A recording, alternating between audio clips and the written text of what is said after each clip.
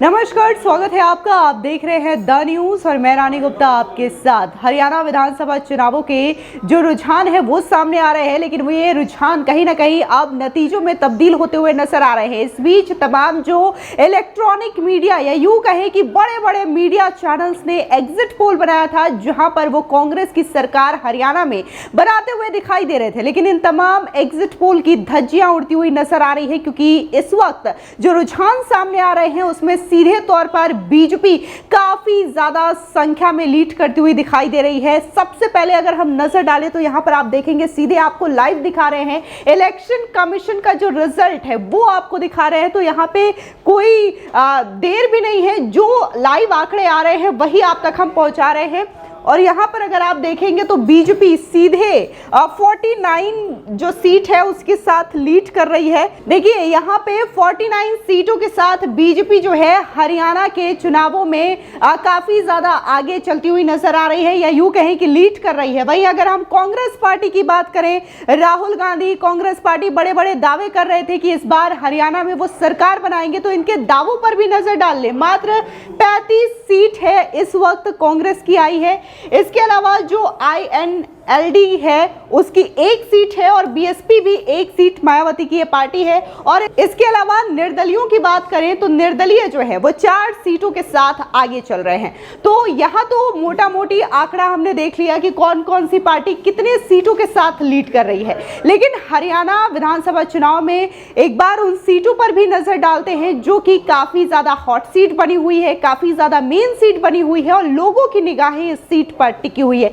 इसी के साथ ही हम देखेंगे कि आखिर जो वोटिंग परसेंटेज है वो वोटिंग परसेंटेज क्या कहते हैं और कौन सी पार्टी की वोटिंग परसेंटेज ज्यादा है, क्योंकि इसी के बाद जो एग्जैक्ट आंकड़े हैं उसका अनुमान लगेगा। अब अगर हम वोटिंग परसेंटेज की बात करें तो यहाँ पर जो इस वक्त रुझान आ रहे हैं उन आंकड़ों के मुताबिक यहाँ पर इलेक्शन कमीशन की वेबसाइट पर वोटिंग परसेंटेज दिए हुए हैं। और यहाँ पर अगर आप देखेंगे तो सीधे जो बीजेपी है वो काफ़ी ज़्यादा आगे चल रही है। यहाँ पर वोटिंग परसेंटेज बीजेपी का काफ़ी ज़्यादा हाई है। और यहाँ पर आप देखेंगे पूरा ये जो है भगवा दिखाई दे रहा है, यानी कि बीजेपी यहाँ पर लीड है। और अगर हम इनके वोटिंग परसेंटेज की बात करें तो 39.19% यहाँ पर बीजेपी काफी ज्यादा आगे है। इसके अलावा अगर हम दूसरे नंबर पे बात करें तो कांग्रेस है। इसके अलावा आम आदमी पार्टी, ये भी फ्री का अपना मॉडल लेकर के हरियाणा में गई थी। अरविंद केजरीवाल जमानत पे बाहर आने के बाद हरियाणा में चुनावी प्रचार करते हुए भी नजर आए। उनकी पत्नी भी वहां पे प्रचार कर रही थी,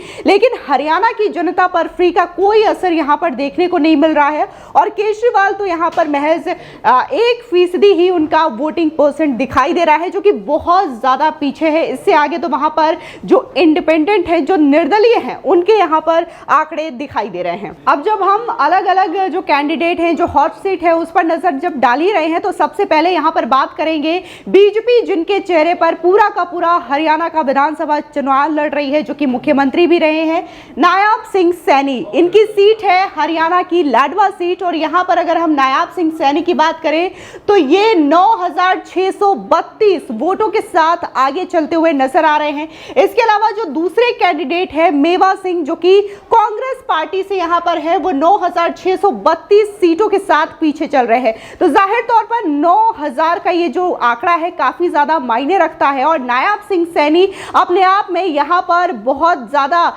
टफ फाइट देते हुए नजर आ रहे हैं और लड़ाई काफी ज्यादा दिलचस्प यहां पर नजर आ रही है। सीधे तौर पर बीजेपी ने जो दाव नायाब सिंह सैनी के चेहरे पर लड़ा है वो यहां पर काम करता हुआ दिखाई दे रहा है। और लाडवा सीट जो है वो बहुत टफ मानी जा रही थी, क्योंकि यहां पर आसपास कांग्रेस का काफी ज्यादा प्रभाव रहा, लेकिन इसके बावजूद नायाब सिंह सैनी अपनी सीट बचाने में कामयाब नजर आ रहे हैं। और 9,000 का ये मार्जिन बताता है कि यहां पर बीजेपी ने जो डिसीजन लिया कि उन्हें मुख्यमंत्री बनाया जाए, वो डिसीजन काफी ज्यादा कारगर साबित होता हुआ यहां पर दिखाई दे रहा है। हरियाणा में हुड्डा राज में गोहाना कांड हो या मिर्चपुर कांड हो, इसे कौन भूल सकता है। इसका प्रभाव जो है वो काउंटिंग के दिन देखने को मिल रहा है, जब गोहाना सीट पर अगर हम नजर डालें, हुड्डा शासन में जो यहाँ पर काले कारनामे थे, जिस तरीके से यहाँ पर दलितों पर अत्याचार किया गया था कांग्रेस कार्यकाल में, जो अत्याचार ये कहे कि अभी भी पार्टी में लगातार देखने को मिलता है, कुमारी शैलजा हो या फिर अन्य जो दलित नेता होते होते हैं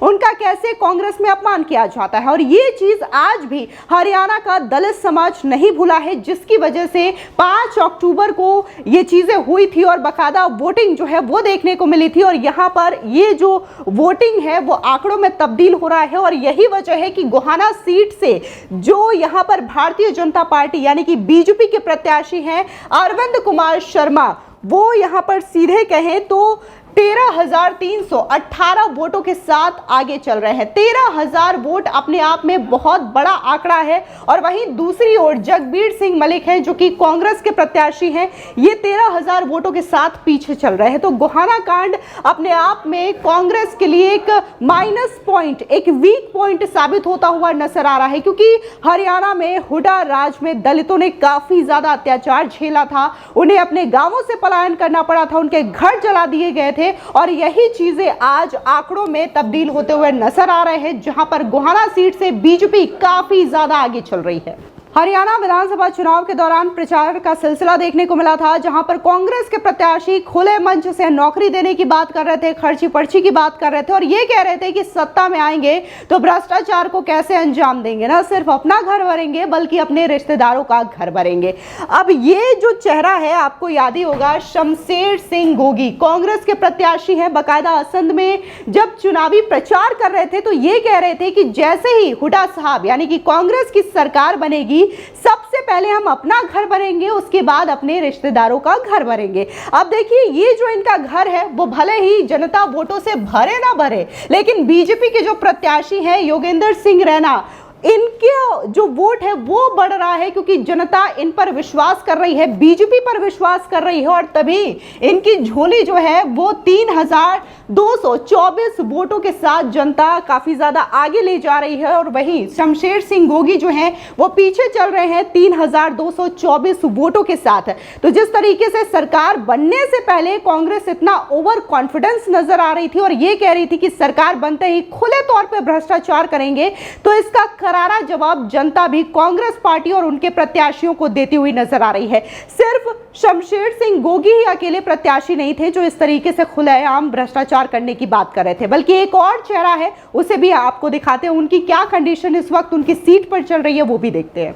ये है कांग्रेस के कैंडिडेट नीरज शर्मा। ये भी अपने मंच से ये कह रहे थे कि जैसे ही हुड्डा साहब की सरकार बनेगी, कांग्रेस की सरकार हरियाणा में बनेगी, 2 लाख नौकरी का कोटा हमारे पास है। यानी कि सीधे तौर पे वो खर्ची और पर्ची वाले मॉडल की बात कर रहे थे और ये कह रहे थे कि कांग्रेस में सरकार बनी तो खर्ची पर्ची का मॉडल चलेगा, मेरिट का मॉडल नहीं चलेगा।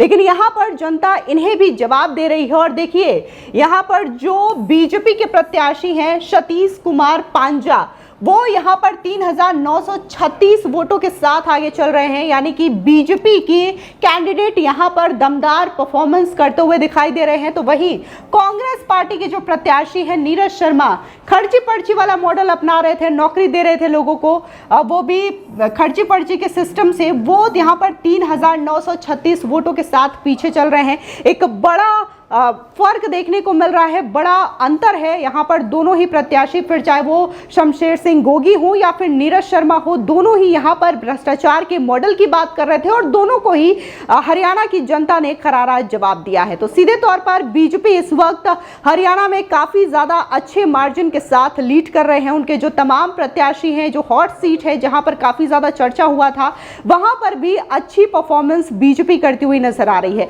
और यहाँ पर इन्हीं जो शमशेर सिंह गोगी है, उन्हीं की सीट पर राहुल गांधी गए थे, प्रचार कर रहे थे, लेकिन यहाँ पर कोई राहुल गांधी का जादू नहीं देखने को मिल रहा है। और यहाँ पर साफ तौर से जहां जहां राहुल गांधी ने रैली की है, उल्टा वहां पर कांग्रेस को नुकसान झेलना पड़ रहा है।